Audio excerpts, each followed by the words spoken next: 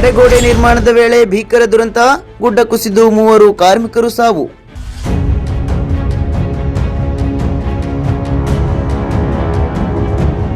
ಶಿವಮೊಗ್ಗ ಜಿಲ್ಲೆಯ ಹೊಸನಗರ ತಾಲೂಕಿನ ಹುಲಿಕಲ್ ಘಾಟ್ನಲ್ಲಿ ತಡೆಗೋಡೆ ನಿರ್ಮಾಣ ವೇಳೆ ಗುರುವಾರ ಕುಸಿದ ಗುಡ್ಡ.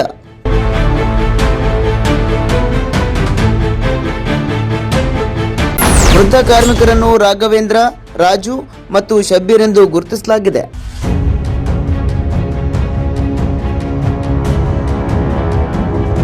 ತಡೆಗೋಡೆ ನಿರ್ಮಾಣದ ವೇಳೆ ಭೀಕರ ದುರಂತವೊಂದು ಸಂಭವಿಸಿದ್ದು, ಗುಡ್ಡ ಕುಸಿದು 3 ಕಾರ್ಮಿಕರು ಸ್ಥಳದಲ್ಲೇ ಸಾವನ್ನಪ್ಪಿದ್ದಾರೆ.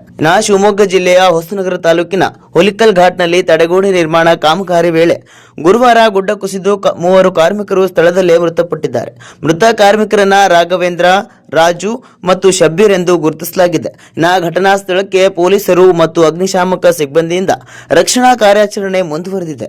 ನಗರದ ಪೊಲೀಸ್ ಠಾಣಾ ವ್ಯಾಪ್ತಿಯಲ್ಲಿ ಕೂಡ ಪ್ರಕರಣ ದಾಖಲಾಗಿದೆ. ಹುಲಿಕಲ್ ಘಾಟ್ನಲ್ಲಿ ವಾಹನ ಸವಾರರ ಸುರಕ್ಷತೆಗಾಗಿ ತಡೆಗೋಡೆ ನಿರ್ಮಾಣ ಕೆಲಸ ನಡೆಯುತ್ತಿತ್ತು. ಗುತ್ತಿಗೆದಾರ ಚಂದ್ರಶೇಖರ್ ಎಂಬುವರ ನೇತೃತ್ವದಲ್ಲಿ ಈ ಕಾಮಗಾರಿ ಪ್ರಗತಿಯಲ್ಲಿತ್ತು.